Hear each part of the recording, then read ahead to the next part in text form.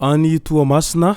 raikitra ny diaben'ireo mpianatra izay nitaky ny famoahana ireo namany izay misa enina any amponja taoriany ilaya hetsika nataon'ireo mpianatra noho ny hatezerana tamin'ny fahatapahan-jiro teny amin'ny université ny Toamasina teny ka ny pitsopitsony mahakasika an'izay ny fakafakena amintsika ato anatin'ity vidéo ity ka manasantsika rehetra anaraka an'ity vidéo ity hatramin'ny farany azadino ny milaiky ny vidéo antsika ary tsarovatra hatrany ny miabone amin'ny chaîne antsika mba ahafahanareo manaraka tsy tapaka ny vidéo zay lefa nahita isan'andro tsy ampendrela mo isika fa avy hatrany tonga de vavany ndao ary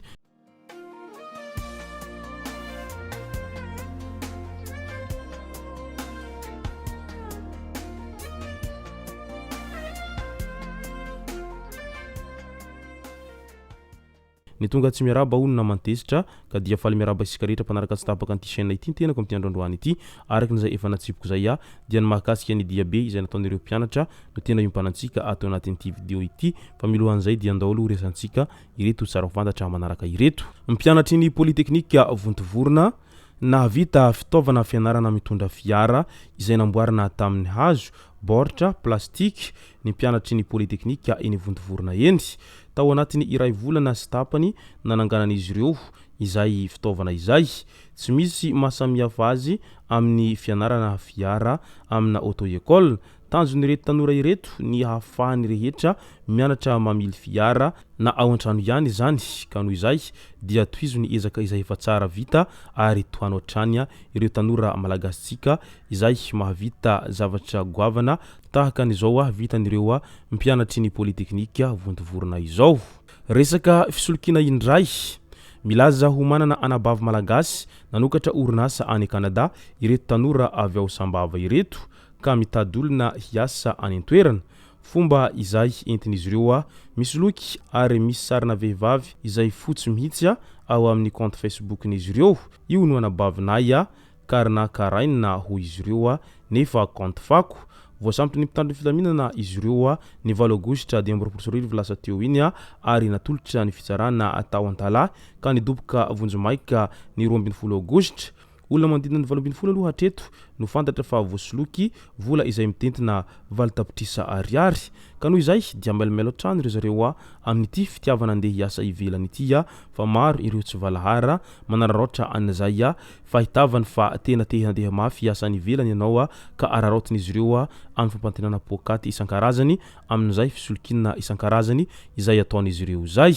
mère porteuse ndray efa misy malagasy manaiky ho mère porteuse ao Madagasikara ao araka ny fanadihadina natao sandena vola na trano na harena hafa izany araka ny fanarahana eo amin'ny mpivady sy izay manaiky hitondra vovoka tranga misy eny anivon'ny fiarahamonina na voararany lalàna zay izany io no voalazan'ireo mpandinika raharam-piarahamonina ao Madagasikara ao amin'izao ankehitriny izao noho izay fisiny mère porteuse zay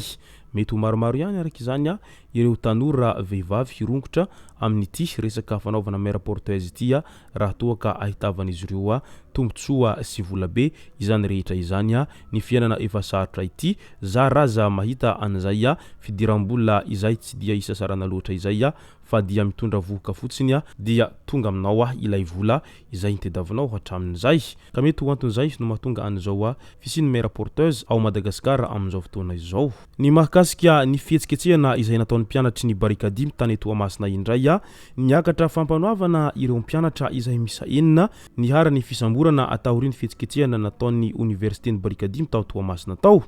fantatra mantsy fa nidoboka amponja vonjomaika ao amin'ny fonjany Ambalatavoangy avokoa izy ireo rehefa avy no hadihadininy mpitsara izay mpanao famitorana anisan'ny heloka nataon'izy ireo ny fivorina tsy ara-dalàna na raha nafanimbana fananan'olona sy fandratrana olona antsitrapo marina fa resaka fahatapahan-jiro matetika ao Toamasina no nampitrotra anireto mpianatra ireto ka nahatonga azy ireo nanao an'izay fitokonana izay mba hamahany olana araka ny voalazan'izy ireo hatrany tsy voandroany mo no nisy an'izay resaka olan-jiro zay ary isany mampitalena ny mpianatra moa izay resaka olan'ny fahatapahan-jiro lava izay satria matetika ny mpianatra eny anivon'ny université ireny izay mipetraka amin'ireny tranon'ny mpianatra ireny dia mahandro amina courant izy ireo zany hoe mampiasa résistance zany no tena fampiasan'izy ireo ao anatin'izay fa tsy misy mampiasa arina fandrehitra izany intsony ka raha toa ka tapaka ny jiro sy ny rano dia avetrany sahirana ireo mpianatra izay mpianatra amin'ny université izay noho ny tsy fampiasan'izy ireo arina fandrehitra fa miantehatra amin'izay jiro sy rano jirama izay atrano izy ireo ao anatin'izay fotoana ipetrahan'izy ireo amin'ny trano mpianatra eny amin'ny université ka eo indrindra no mahatonga anireo mpianatra maro dia maro izay tsy faly amin'izay fahatapahan-jiro zay ary matetika maneno mihitsy ny sarimbolany rehefa misy fahatapahana kely ny jiro ao anatin'ny fotoana izay tena fikarakarana sakafo zay no matetika no tena mampitroatra ireo mpianatra sy mahatezitra azy ireo